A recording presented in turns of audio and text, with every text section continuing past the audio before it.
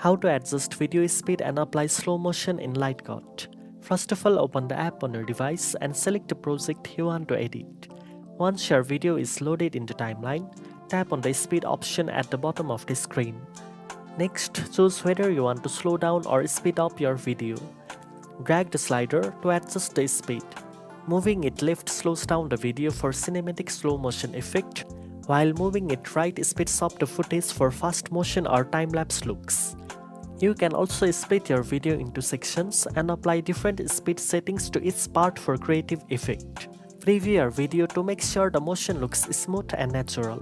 LightCut also allows you to combine speed adjustments with transitions, filters, or music to enhance the final result. Once you are happy with the effect, save or export your video with the adjusted speed applied. Now you know how to adjust video speed and apply slow motion in LightCut. If you found this video helpful, don't forget to like, share, and subscribe for more editing tips. Thanks for watching, and I'll see you in the next one.